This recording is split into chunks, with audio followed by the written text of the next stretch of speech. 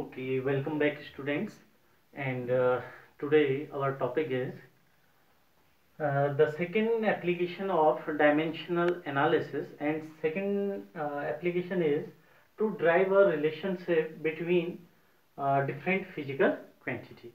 Okay, अगर अब हमारा दूसरा एप्लीकेशन चल रहा है यहाँ पर। पहला एप्लीकेशन था हमारे पास कि अगर हमें कोई रिलेशन दिया हुआ है डिफरेंट फिजिकल क्वांटिटीज के बीच, अगर हमें कोई रिलेशन दिया है, वो रिलेशन करेक्ट है या नहीं है, ये हम चेक करते थे।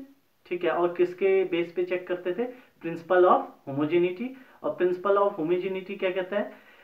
Dimension of each term, dimensional formula of each term are same. Okay, तो आज हमारा टॉपिक क्या हो रहा है? चेंज हो रहा है।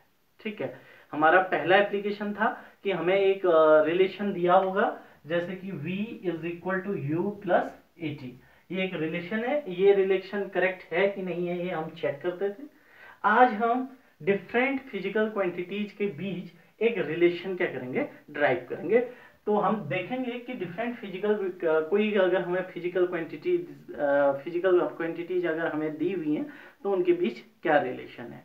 ठीक है, तो यही है हमारा आज का topic, to drive a relationship between different physical quantities. इस क्वेश्चन को करने से पहले मैं आपको एक छोटी सी चीज बता देना चाहता हूं। आप ये बचपन की चीजें हैं, ये आपको मालूम होनी चाहिए।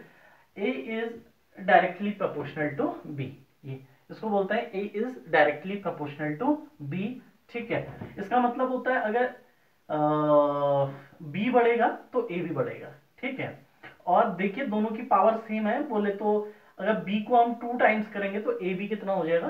2 टाइम्स। ठीक है, अगर b को हम 3 टाइम्स करेंगे तो a भी कितना हो जाएगा?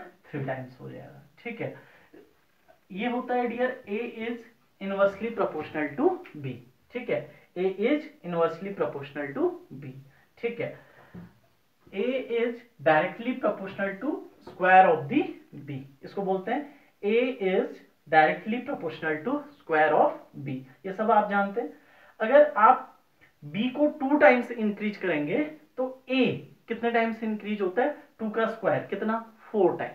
ठीक है, यहां क्या होता था? b अगर 2 टाइम्स करेंगे इंक्रीज तो a भी कितने टाइम्स इंक्रीज होगा? 2 टाइम्स। यहां अगर b 2 टाइम्स इंक्रीज करेंगे तो a आपका 4 टाइम इंक्रीज होगा। 2 टाइम इंक्रीज करने पे 4 टाइम। इसको बोलते हैं डियर, ये क्या है? इसको पढ़ेंगे हम a is inversely proportional to the square of the b। ठीक है, a is inversely proportional to square of the b। ठीक है, अब यहां क्या होता है? अगर b को आप कम करेंगे तो a क्या होगा? इंक्रीज होगा। ठीक है, अगर b 2 टाइम्स इंक्रीज होता है तो a हाफ क्या हो जाएगा? डिक्रीज हो जाएगा। b को अगर 2 टाइम्स इंक्रीज करेंगे, अगर b कितने टाइम्स? 2 टाइम्स इंक्रीज होगा तो a क्या हो जाएगा? हाफ हो जाएगा। यहां क्या होगा? b को अगर आप 2 टाइम्स इंक्रीज करेंगे तो a 1/4, 2 का square.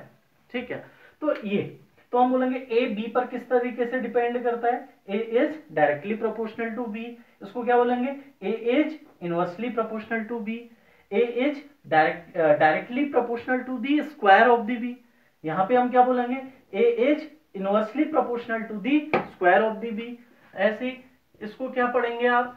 a is directly proportional to the cube of the b।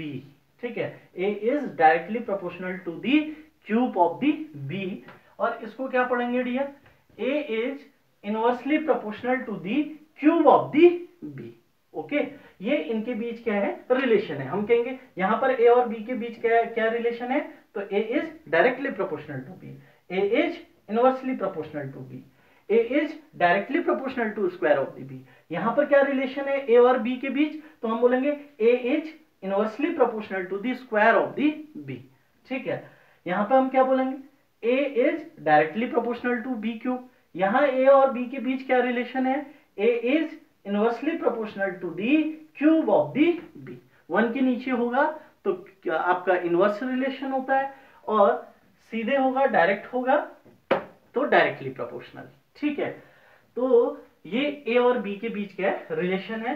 तो अब हम इस तरीके से हम रिलेशन को क्या करते हैं? पढ़ते हैं। इसको प्रोनाउंस करने का तरीका या देखने का तरीका, नहीं तो सेपरेटली मैं इस पर एक वीडियो बना दूंगा, ठीक है। अभी हम इस क्वेश्चन को देखते हैं। अब देखिए क्वेश्चन क्या है कि अभी हमें क्या करना पड़ेगा, हमें डिफरेंट क्वांटिटीज दी होंगी और उनके बीच हमें क्या ढूंढना होगा, रिलेशन ढूंढना होगा। अब देखिए क्वेश्चन में क्या कह रहा है, if centripetal force on a particle. Centripetal force क्या होता है, ये सब आपने आगे पढ़ना है, ठीक है। If centripetal force on a particle moving in a circular path depend on mass of the particle, radius r of the circular path and speed v of the particle, then derive the formula for centripetal force। तो हमें centripetal force का क्या निकालना है, formula निकालना है। यानी कि क्वेश्चन में दिया हुआ है एक सर्कुलर पाथ है, ठीक है। इस सर्कुलर पाथ की रेडियस आपको दे रखी है r, ठीक है। एक सर्कल है, एक सर्कुलर पाथ है, उसकी रेडियस r है। इस सर्कुलर पाथ पर एक पार्टिकल मूव कर रहा है जिसका मास कितना है डियर, m, और इसकी वेलोसिटी कितनी है डियर, v। एक पार्टिकल है इस पॉइंट a पर, ठीक है। इस पॉइंट पर एक सर्कुलर पाथ है जिसका रेडियस है r, उसके एक पॉइंट है सर्कुलर पाथ पे a, और वहां पर एक कोई पार्टिकल है जिसका मास है m और उसकी वेलोसिटी कितनी है डियर, v।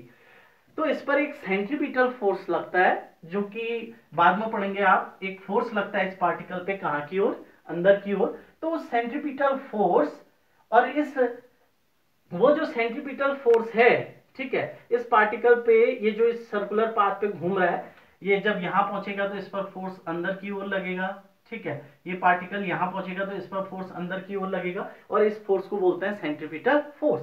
आप बाद में इसको पढ़ेंगे।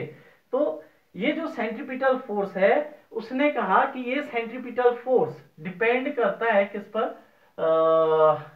ये डिपेंड करता है मास पर, ठीक है, रेडियस पर और स्पीड पर, ठीक है। सेंट्रीपिटल फोर्स आपका पार्टिकल के मास पे डिपेंड करता है, पार्टिकल की स्पीड पे डिपेंड करता है, और पार्टिकल जिस सर्कुलर पाथ में मूव कर रहा है उसकी रेडियस पे डिपेंड करता है। तो सेंट्रीपिटल फोर्स के लिए क्या ड्राइव करना है, फॉर्मूला ड्राइव करना है। कोई दिक्कत इतना समझने में, यानी कि इनके बीच क्या फाइंड करना है, रिलेशन फाइंड करना है।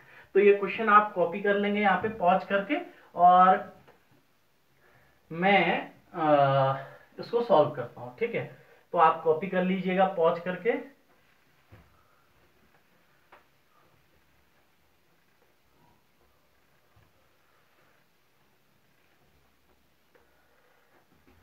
तो आपको क्वेश्चन में दिया था कि सेंट्रीपिटल फोर्स को दिखाने के लिए मैंने लिख दिया F बेस पे C। F means force, base पे क्या लिख दिया, C। बोले तो ये कौन सा फोर्स है, सेंट्रीपिटल फोर्स, ठीक है। क्वेश्चन में कहा कि सेंट्रीपिटल फोर्स किस पर डिपेंड करता है, एक तो डिपेंड करता है मास पर डिपेंड, दूसरा किस पर डिपेंड करता है, उसकी स्पीड पे डिपेंड करता है, और तीसरा किस पर डिपेंड करता है, रेडियस पर डिपेंड करता है। समझ में आई बात इतनी।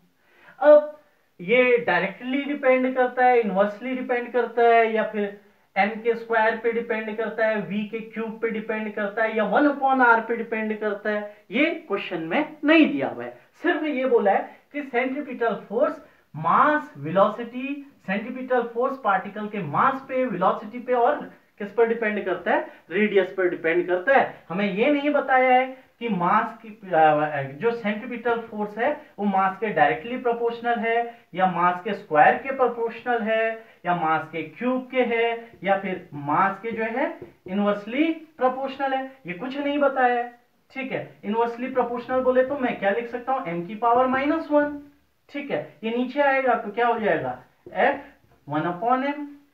समझ में आया।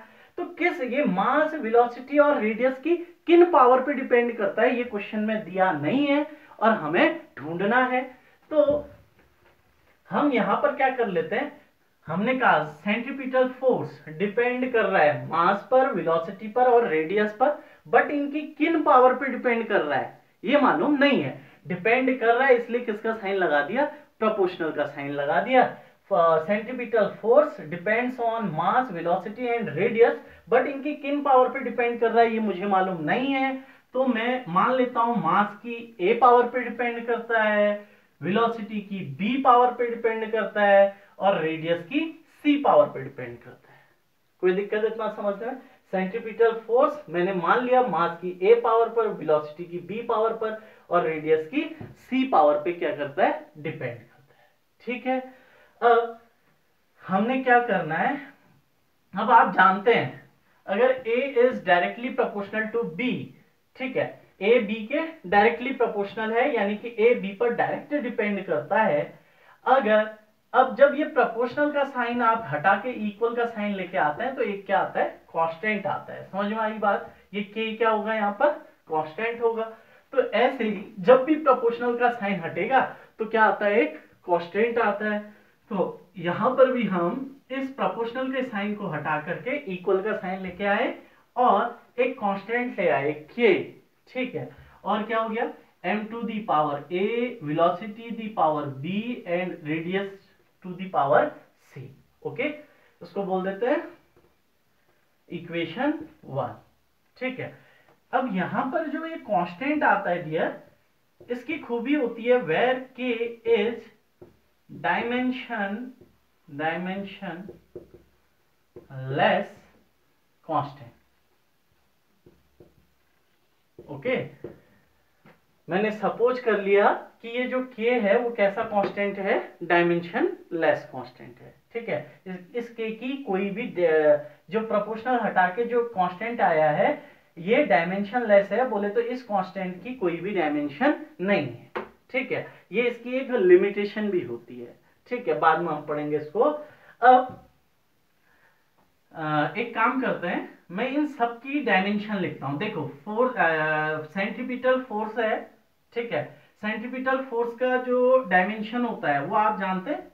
ठीक है, फोर्स हो या सेंट्रीपिटल फोर्स हो, कोई भी फोर्स हो, विस्कस फोर्स हो, कोई भी फोर्स हो, फोर्स की डायमेंशन सेम रहती है, यानी कि इसकी डायमेंशन होगी mLT⁻²। कोई दिक्कत है इतना समझने में? ठीक है, और इस k की तो कोई डायमेंशन है नहीं। ठीक है, अब मैं इस मास की डायमेंशन लिखता हूं, और मास की डायमेंशन क्या होगी डियर, मास की डायमेंशन होगी m।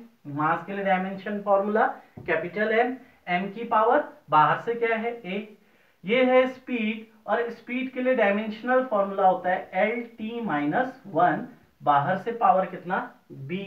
ठीक है, और रेडियस क्या हुई भाई, रेडियस एक तरीके की क्या हुई, रेडियस एक तरीके की डिस्टेंस ही तो है, यानी कि एक तरीके की लेंथ है, तो ये L, बाहर से पावर कितना डियर c। समझ में आई बात इतनी? अच्छा, अब हम क्या करते हैं, अब हम इनको क्लोज करते हैं। mLT⁻² इज इक्वल टू, ये बन गया आपका m की पावर a। ठीक है, अब ये b अंदर जाएगा तो ये होता है डियर, आप ये बात ध्यान देना, a इंटू बी की होल पावर x है, तो ये हो जाएगा a की पावर x इंटू बी की पावर x। मल्टीप्लाई का साइन है तो x इन दोनों के साथ चले जाएगा। तो इसी तरीके से इसी फॉर्मूले को लगा के, तो ये b l के साथ भी जाएगा, तो ये क्या हो जाएगा, l, ये हो जाएगा डियर l की पावर b इंटू टी की power minus b, -1 into b T की पावर माइनस b। और यहां से ये l अंदर गया, c पावर अंदर गई, तो l की पावर कितना हो गया c। अब हमें ये बिखरा हुआ सा मिलेगा, इसको अब हम क्या करेंगे, समेटेंगे, और ये हो जाएगा mLT⁻² is equal to m की पावर a। ठीक है, अब l यहां भी है यहां भी है, बेस क्या है, सेम है, दोनों मल्टीप्लाई होंगे। ठीक है, मल्टीप्लाई में है l और l, तो पावर ऐड हो जाएगी l की power b plus c into T की power minus b। Okay dear, इतना समझ में आ गया? ओके, अब क्या करेंगे, अब देखिए ये रिलेशन है, ये k कहां गायब हुआ, ये डायमेंशन लेस कांस्टेंट होता है। ठीक है, और इसकी कोई भी डायमेंशन नहीं है, यानी कि 1। ठीक है, अब प्रिंसिपल ऑफ होमोजेनिटी क्या कहता है, देखिए इस रिलेशन में कितने टर्म है, तो यहां पर आपको केवल 2 टर्म दिखाई दे रहे हैं, एक इक्वल के इस ओर, एक इक्वल के इस ओर। और according to principle of homogeneity each term की डायमेंशन क्या होनी चाहिए, सेम होनी चाहिए, यानी कि जो डायमेंशन mLT की यहां है वही डायमेंशन mLT की यहां भी होनी चाहिए। समझ में आई बात, mLT की जो डायमेंशन यहां है वही यहां भी होनी चाहिए, तो हमने कहा according to principle of homogeneity, according to principle of homogeneity आपका क्या हो जाएगा, ईच टर्म की डायमेंशन क्या होनी चाहिए, सेम, यानी कि जो m की डायमेंशन यहाँ है वही यहाँ होनी चाहिए। यहाँ m की डायमेंशन कितनी है डियर, तो m की पावर में क्या दिख रहा है आपको 1, और वो किसके इक्वल हो जाएगा, a के इक्वल हो जाएगा। तो मैंने इसको लिख दिया a इज इक्वल टू 1। ये m की यहाँ डायमेंशन a है, यहाँ m की डायमेंशन कुछ नहीं दिख रहा, तो पावर में क्या होगा 1, यानी कि ये a और 1 क्या होंगे, इक्वल। यहाँ l की डायमेंशन क्या है डियर, b प्लस c, और यहाँ l की डायमेंशन कितनी है, कुछ नहीं है l की पावर में, तो इसका मतलब कितना है, पावर 1। तो दूसरा मिल गया b plus C equal to 1, और t की डायमेंशन यहाँ है माइनस b, और यहाँ t की डायमेंशन है -2। माइनस से माइनस क्या हो गया डियर, कैंसिल, तो b इज इक्वल टू कितना आ गया 2। अब हमारे पास a तो आ चुका है, b भी आ चुका है, c चाहिए, तो इस रिलेशन में b की वैल्यू पुट करिए, तो 2 plus C is equal to 1, तो c इक्वल टू 2 उधर गया, 1 माइनस 2, तो c इक्वल टू -1। तो हमें a b c तीनों की वैल्यू क्या हो चुकी है, मिल चुकी है। तो अब हम a b c की वैल्यू रख देंगे इक्वेशन 1 में। तो अब हम लिख देंगे यहाँ पे substitute the value of a b c in equation 1, तो इक्वेशन 1 में रख दीजिए डियर एबीसी की वैल्यू। तो आपको मिल जाएगा F C centripetal force is equal to dimensionless constant के एम टू मास की पावर ए है, और ए की वैल्यू कितनी आई है 1, एम की पावर 1, वी की पावर कितना डियर, वी की पावर बी, और बी कितना आया है 2, और रेडियस की पावर c, और रेडियस की c की वैल्यू आई है -1। ठीक है, तो यहां से ये सेंट्रीपिटल फोर्स का फॉर्मूला बन गया F C is equal to dimensionless constant के एम, तो ठीक है, v स्क्वायर भी ठीक है, mv², ये r की पावर -1 है, अगर इसको हम अपॉन में भेजेंगे तो पावर क्या हो जाएगी, पॉजिटिव हो जाएगी, तो ये अपॉन क्या हो गया r। तो सेंट्रीपिटल फोर्स का जो रिलेशन है मास, वेलोसिटी और रेडियस के साथ, वो ये है centripetal force is equal to dimensionless constant के mv² अपॉन r। और इस मेथड की एक कमी यही है कि ये इस डायमेंशन लेस कांस्टेंट के बारे में कुछ भी नहीं बता पाता है, इस के बारे में हमें कुछ भी नहीं पता चल पाता है। ठीक है, तो ये क्वेश्चन आपको मेरे ख्याल से समझ में आ गया होगा, ये स्टेप समझ लेना, सारे क्वेश्चन में यही स्टेप लगेंगे। ओके डियर,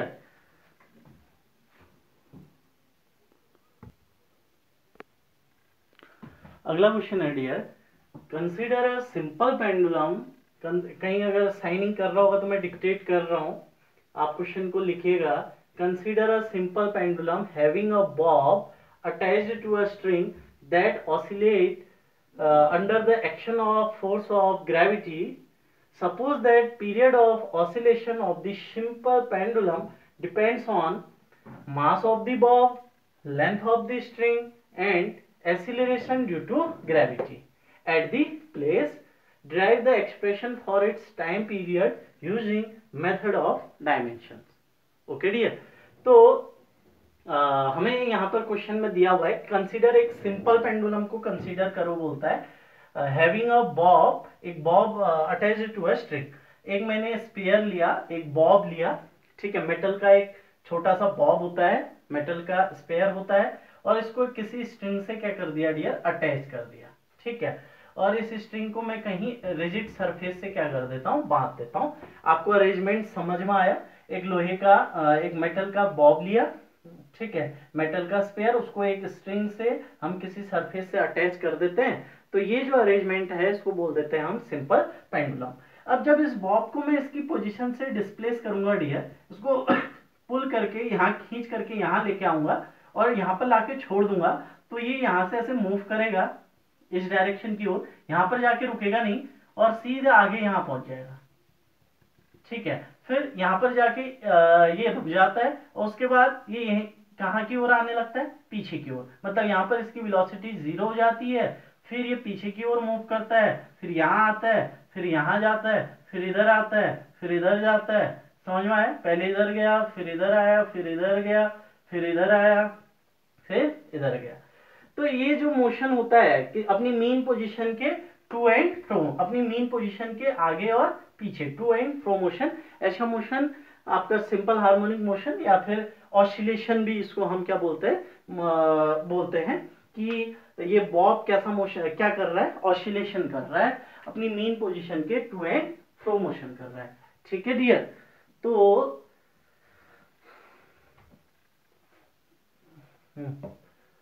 तो क्वेश्चन दिया हुआ है कि एक सिंपल पेंडुलम कंसीडर करो और उस पर एक बॉब है, बॉब जो है स्ट्रिंग से बंधा हुआ है और ये ऑसिलेट कर रहा है, किस कारण? तो ये जो इस तरीके का ऑसिलेशन करता है वो फोर्स ऑफ ग्रेविटी के कारण कर रहा है। ये सब हमने बाद में पढ़ना है डियर, अभी आप जो चीज हमने यहाँ पर करनी है वो देखिए। ठीक है, इसके बारे में डीपली हम बाद में डिस्कस करेंगे। Suppose that period of oscillation, अब पीरियड ऑफ ऑसिलेशन क्या होता है खाली एक बार बता रहा हूं, बाकी सब बाद में पढ़ेंगे। पीरियड ऑफ ऑसिलेशन होता है भाई, जैसे इसको मैंने यहां से मूव करके यहां लेके आया, ठीक है, इसको खींचा और यहां से इधर लेके आया और यहां पे लाके मैंने इसको छोड़ दिया, तो ये इधर की ओर मूव करेगा और यहां अपनी एक्सट्रीम पोजीशन तक जाएगा। उसके बाद यहां पहुंचने के बाद ये पहले यहां से इधर की ओर गया, फिर वापस इधर आया, तो ये यहां से चलना शुरू किया, यहां पहुंचा, फिर वापस यहीं पहुंचा। ठीक है, तो जहां से चलना शुरू किया था, जहां से मैंने इसको छोड़ा और ये ऐसे मूव करके यहां पहुंचा, वापस जब ये अपनी पोजीशन पे, पुरानी पोजीशन पे पहुंचता है, तो हम बोलते हैं कि वन ऑसिलेशन या एक चक्कर, वन राउंड क्या हो गया, कंप्लीट हो गया, वन ऑसिलेशन कंप्लीट हो गया। और वन ऑसिलेशन कंप्लीट होने में जो टाइम लगता है उसी टाइम को बोला जाता है टाइम पीरियड। ये यहां से यहां गया, वापस यहीं आया, वन ऑसिलेशन हुआ और वन ऑसिलेशन में जो टाइम लगा उसी को बोलेंगे टाइम पीरियड। तो सिंपल पेंडुलम का जो टाइम पीरियड है, ठीक है, suppose that period of oscillation, यानी कि इसी को हम बोलते हैं time period of a simple pendulum. ठीक है, सिंपल पेंडुलम का जो टाइम पीरियड है वो डिपेंड करता है, बोल रहा है, सपोज करो कि वो डिपेंड करता है, ये सिंपल पेंडुलम का जो टाइम पीरियड है यानी कि वन ऑसिलेशन कंप्लीट करने में जो टाइम लगा है वो किस पे डिपेंड करता है, बोल रहा है वो किस पर? सपोज करो मास ऑफ द बॉब, ठीक है, ये जो बॉब था उस बॉब के मास पर, लेंथ ऑफ द स्ट्रिंग, जो ये लेंथ थी धागे की, थ्रेड की, उस पर, और acceleration due to gravity small G at the place, और जिस प्लेस पर ये पेंडुलम रखा हुआ है उस प्लेस पर इस स्मॉल जी की वैल्यू क्या है। ठीक है, इन तीन चीज पर डिपेंड करता है। ठीक है, तो हमें क्या करना है, drive the expression for the time period using method of dimension. Dimension method use करके हमने इसके लिए टाइम पीरियड के लिए क्या लेके आना है, फॉर्मूला लेके आना है। तो क्वेश्चन में क्या दिया है कि suppose that time period of the pendulum depends on mass of the bob and length of the string, उसको स्ट्रिंग की लेंथ को मैंने L मान लिया, and acceleration due to gravity at that place, small G की value, इन तीन पे depend करता है, ऐसा मान लो, बोल रहा है वो। तो डिपेंड कर रहा है तो हमने किसका साइन बना लिया, प्रोपोर्शनल का। बट m की किस पावर पे डिपेंड कर रहा है, n की किस पावर पे डिपेंड कर रहा है और g की किस पावर पे डिपेंड कर रहा है, ये हमें नहीं दिया हुआ है। तो हम सपोज कर लेते हैं मास की a पावर पे डिपेंड करता है, n की b पावर पे डिपेंड करता है और g की c पावर पे डिपेंड करता है। तो हम यहां पे लिख देते हैं सपोज सॉल्यूशन करता हूं मैं इसका, या आप इसको क्वेश्चन को लिख लेंगे अपनी कॉपी पे। अब मैं इसका सॉल्यूशन करता हूं, सो पॉज करके आप लिख लेना। ठीक है, मैंने सपोज कर लिया dear, time period of the, suppose that let time period of the simple pendulum depends on mass of the bob and length of the string and acceleration due to gravity at that place, but which power I don't know, so I suppose that m to the power a, l to the power b and g to the power c. अब dear ये T है, T क्या है, time period. तो proportional का sign हटाए और equal का साइन लेके आए तो एक कांस्टेंट आया, उसको बोल दिया मैंने के, M to the power A, length of the string यानी कि स्मॉल एल, जो तागा है उसकी लेंथ एल, और acceleration due to gravity at that point small G. ठीक है, इनकी पावर ए बी सी पर। ये क्या है, के क्या है डियर, तो हम बोल देंगे वेयर के इज डायमेंशन लेस कांस्टेंट। यहां पर ये जरूरी है कि हमें इस कांस्टेंट को क्या मानना पड़ता है डियर, ये हमारी मजबूरी है कि इस कांस्टेंट को हमने डायमेंशन लेस मानना पड़ता है, तभी ये मेथड क्या होती है, सक्सेस होती है। तो यहां पर ये जो के आता है उसको हम डायमेंशन लेस कांस्टेंट बोलते हैं, और इसको बोल दिया मैंने इक्वेशन 1। ओके, अब अगले इसमें right the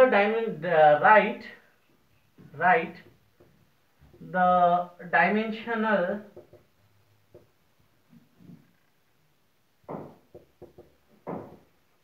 formula, right the dimensional formula for equation 1। Equation 1 के लिए हम क्या करते हैं, डायमेंशनल फॉर्मूला लिखते हैं। तो अब देखिए इस पूरी इक्वेशन के लिए हम डायमेंशनल फॉर्मूला लिखते हैं, तो एक एक करके लिखना शुरू करेंगे। लेफ्ट साइड में क्या है, टाइम पीरियड टी, तो टाइम पीरियड बोले तो टाइम, और टाइम का डायमेंशनल फॉर्मूला टी, बाहर से square bracket is equal to K, क्या है, डायमेंशनलेस कांस्टेंट, इसकी वैल्यू क्या आएगी, फिर डायमेंशनलेस है तो 1। अब 1 से किसी को भी मल्टीप्लाई करोगे तो वैल्यू में कोई भी चेंज आएगा नहीं आएगा, तो 1 लिखने की जरूरत नहीं है। अब मास के लिए डायमेंशनल फॉर्मूला कैपिटल एम, बाहर से पावर ए। लेंथ के लिए क्या है भाई, लेंथ एक डिस्टेंस है एल, ठीक है, एल की पावर कितना, बी। और एसिलरेशन ड्यू, स्मॉल जी क्या है डियर, स्मॉल जी है एसिलरेशन ड्यू टू ग्रेविटी। अब क्या है, एसिलरेशन है ड्यू टू ग्रेविटी, मतलब किसके कारण, उससे मतलब नहीं है, तो क्या एसिलरेशन ना। ठीक है, यहां पर ये नहीं जैसे फोर्स था, चाहे कोई भी फोर्स हो, डायमेंशनल फॉर्मूला एक ही होता है, ऐसे एसिलरेशन किसी भी कारण से हो, है एसिलरेशन, तो डायमेंशनल फॉर्मूला एक्सिलरेशन का, और एक्सिलरेशन के लिए डायमेंशनल फॉर्मूला क्या होता है, LT-2, बाहर से पावर कितना, c। मैं छोटा छोटा लिखता हूं यार, बोर्ड में जगह नहीं होगी, मैं इरेज कर रहा हूं फिर से। तो ये हो गया आपका T is equal to m to the power a, l to the power b, और एक्सिलरेशन याद होनी चाहिए अब बिल्कुल, एक्सिलरेशन के लिए डायमेंशनल फॉर्मूला क्या होता है डियर, LT-2, बाहर से पावर कितना है, c। ओके, तो अब एक काम करते हैं अगले वाले स्टेप में, क्या इसमें मास दिखाई दे रहा है, मास नहीं दिखाई दे रहा है, तो m की पावर कितना लिख सकता हूं मैं, 0, और किसी भी नंबर की पावर 0 कितना होता है, 1। l दिखाई दे रहा है, नहीं, l की पावर 0, t, हाँ, तो m l t, m0 l0 t, ऐसे लिख दिया इसी t को, कोई इफेक्ट कोई चेंज आया नहीं, m की पावर 0 1, l की पावर 0 1, 1 इंटू 1 1, 1 इंटू t। ठीक है, अब यहां इसको ओपन कीजिए, ये a अंदर जाएगा, ठीक है, तो क्या हो जाएगा, m की पावर a, ठीक है, फिर ये b अंदर भेजा, l की पावर b, और ये c अंदर जाएगा तो इसके साथ भी और इसके साथ भी, तो l की पावर c और t की पावर -2c। ओके डियर, ठीक है, अब ये हो जाएगा आपका m की पावर 0, l की power 0, t is equal to m की पावर a। अब देखिए यहाँ l दो जगह है, l से l मल्टीप्लाई होगा, बेस से में पावर ऐड हो जाएगी, l की power b plus c, t की पावर -2c। ठीक है, अब इस रिलेशन में कितने टर्म दिखाई दे रहे हैं, दो टर्म, एक टर्म ये है, एक टर्म ये है। और प्रिंसिपल ऑफ होमोजेनिटी क्या कहता है, कोई एक इक्वेशन तभी वैलिड होता है जब ईच टर्म की डायमेंशन क्या हो, सेम हो, यानी कि यहां पर दोनों टर्म की डायमेंशन क्या होनी चाहिए, सेम। तो हम लगा देते हैं अकॉर्डिंग टू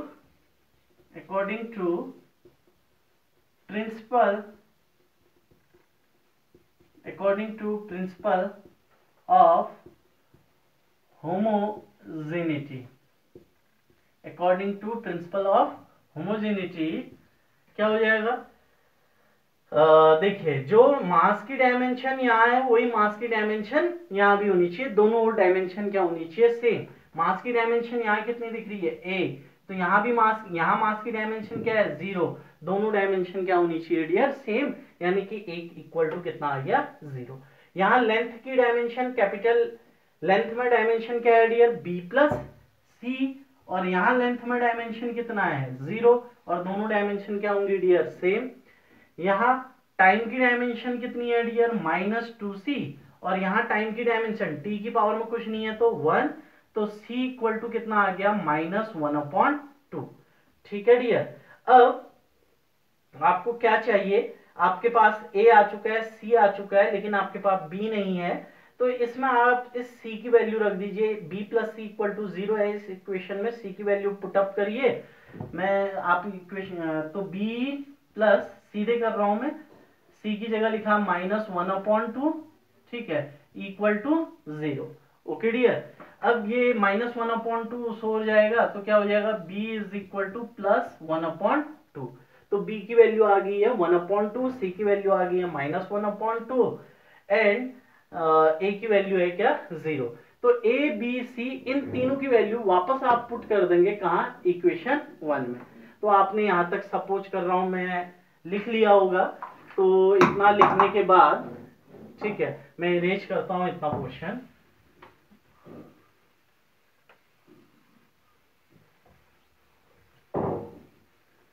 अब मैंने बोला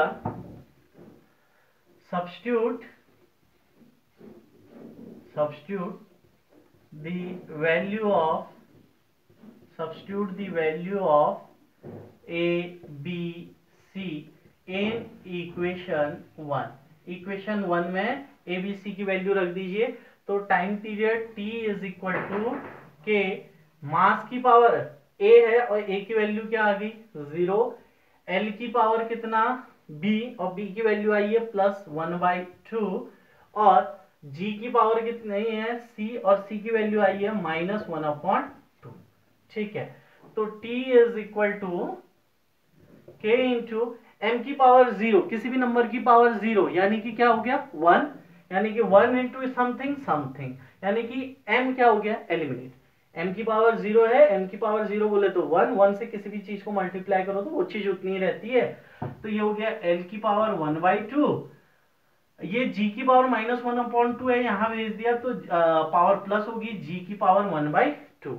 ठीक है, implies that t is equal to k into l की पावर 1/2, g की पावर 1/2, क्या लिख सकता हूं, l अपॉन g होल की पावर 1/2, ये दोनों की पावर थी, होल कर दिया। Implies that t equal to, अब k इंटू, ठीक है, ये पावर 1/2 का मतलब क्या होता है, किसी भी नंबर की पावर 1/2 का मतलब है उसका क्या, रूट, यानी कि root l upon g, that is the relation between time period of the simple pendulum and length of the string, acceleration due to gravity, and you see that mass पे depend नहीं करता है, time period मास पे depend नहीं करता है, मास क्या हो गया डियर, एलिमिनेट हो गया, यानी कि बॉब का मास कितना है उस पर टाइम पीरियड डिपेंड नहीं करता है। बॉब का मास आप 100 ग्राम लीजिए, 200 ग्राम लीजिए या 300 ग्राम लीजिए, लेंथ सेम है, ठीक है, उस प्लेस की एक ही प्लेस पे करा रहे हैं तो एक्सीलरेशन ड्यू टू ग्रेविटी भी सेम होगा। तो अगर लेंथ अगर आपकी सेम रहती है और एक ही पोजीशन पे आप उस पेंडुलम को करते हैं तो मास कुछ भी रखिए, एक ऑसिलेशन में लगने वाला टाइम पीरियड क्या रहेगा, सेम रहेगा। वो छोड़िए, बाद में हम इसको डिस्कस करेंगे। तो हमें पता चल गया टाइम पीरियड किस किस पे डिपेंड करता है, टाइम पीरियड लेंथ पे डिपेंड करता है पेंडुलम की जो स्ट्रिंग लगा हुआ, और एक्सीलरेशन ड्यू टू ग्रेविटी पे डिपेंड करता है, मास पे डिपेंड नहीं करता है। और फॉर्मूला कैसे डिपेंड करता है, तो लेंथ के पावर 1/2 पे डिपेंड करता है और एक्सीलरेशन ड्यू टू ग्रेविटी की पावर -1/2 पर डिपेंड करता है। ठीक है, पहले हमें मालूम नहीं था लेंथ के कैसे डिपेंड करता है, तो लेंथ की पावर 1/2 पे डिपेंड करता है और एक्सीलरेशन ड्यू टू ग्रेविटी की माइनस पावर पे डिपेंड करता है, और माइनस भी कितनी पावर, 1/2 पावर पर। तो t is equal to k into under root L upon G, that is the relation between different physical quantities. T is time period, small l is length of the simple pendulum, small g is acceleration due to gravity. तो इनके बीच क्या relation है वो ये आ गया, t equal to k into under root L upon G. अब इस मेथड का एक ही ड्रॉबैक है कि हम इस डायमेंशन लेस कांस्टेंट की वैल्यू या इसके बारे में कुछ भी नहीं बता पाते हैं. बाद के चैप्टरों में जब आप इस चैप्टर को पढ़ेंगे, लास्ट में आता है ये चैप्टर, तो आपको पता चलेगा कि इस k की वैल्यू कितनी होती है, 2 पाई होती है. तो t इक्वल टू फॉर्मूला बन जाता है 2 pi into under root L upon G. ठीक है, तो डियर इतना आज हम करते हैं. ठीक है, तो ये 2 क्वेश्चन आप कीजिएगा और इस तरीके के फिर और क्वेश्चन की मैं आपको प्रैक्टिस कराऊंगा. ठीक है, ओके डियर, थैंक यू.